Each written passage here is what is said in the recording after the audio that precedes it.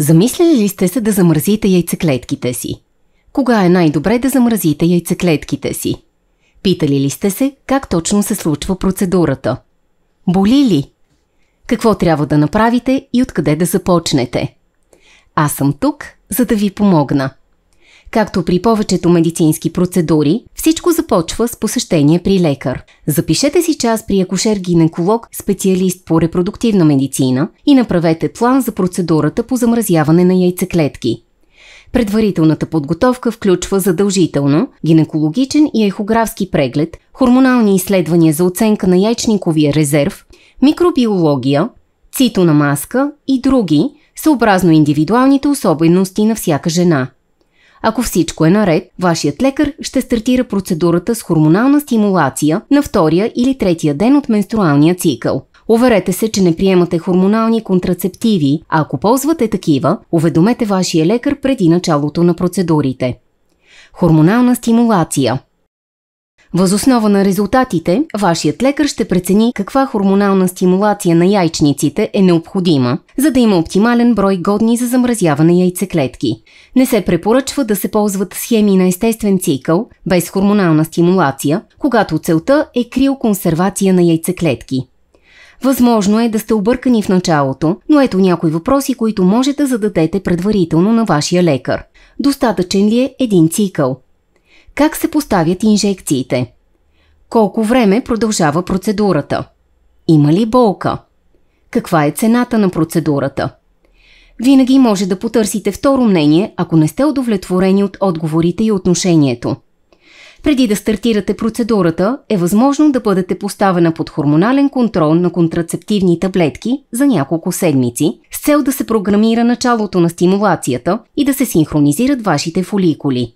Когато лекарят реши, че сте готови, ще спрете хормоналния контрол и от втори или трети ден на менструалното кървене ще започнете да си поставяте хормонални инжекции за стимулиране растежа на фоликулите. Ако се притеснявате да си поставяте сами инжекциите, медицинският екип ще ви помогне да се справите. Игличките са много тънки, поставят се в корема, така че няма риск от болка.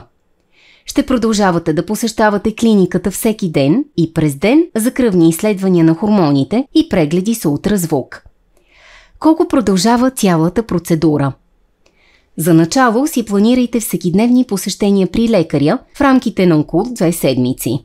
През това време трябва да спрете сексуалните контакти, интензивните тренировки, алкохола, както и други вредни навици. Целта е да се пунктират максимален брой фоликули и да се извадят колкото се може повече качествени яйцеклетки. Когато фоликулите нараснат до нужните размери, ще ви поставят последна инжекция за тригериране на овулацията и дозряване на овоцитите. Точно 36 часа по-късно ще ви назначат час за пункция. Ще бъдете под кратка венозна анестезия, докато лекарят използва ултразвукова сонда с игла, за да пунктира фоликулите и събере фоликуларната течност, в която се намират яйцеклетките.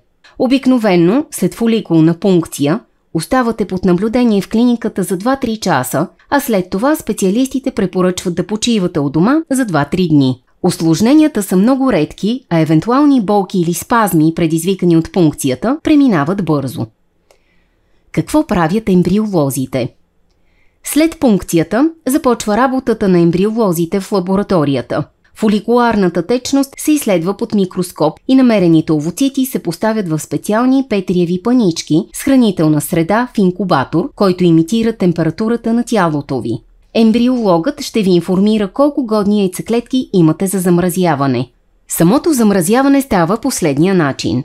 Овоцитите престояват за кратко в криопротективна среда. След това се поставят в специален контейнер, подобен на сламка, който се потапя рязко в течен азот. Така, замразяването се извършва максимално бързо. Процесът се нарича витрификация и предотвратява образуването на ледени кристали, които могат да повредят яйцеклетките. Замразените овоцити могат да се съхраняват за много дълъг период, но не се препоръчва повече от 10 години. Цената. Пакетът за замразяване на яйцеклетки в България, включващ предварителните изследвания, хормоналните препарати, прегледите и медицинските процедури, е обикновено на стойност между 3000 и 4000 лева. Ако нямате партньор и сте на възраст между 20 и 30 години, в тази сума е възможно да бъде включена и цената за 2 години съхранение на яйцеклетките в криобанка. Ваша задача е подробно да се запознаете с договора и описаната процедура в документите.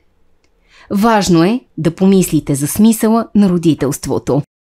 Не забравяйте, че замразявайки яйцеклетки, вие съхранявате вашата надежда, че в недалечно бъдеще ще може да имате деца, ако това щастие не ви се случи по нормален начин. Замразените яйцеклетки са на сигурно място. Условията за съхранение са минус 196 градуса в течен азот. На практика това е температурата на вечния природен покой и няма заплаха за качеството на яйцеклетките.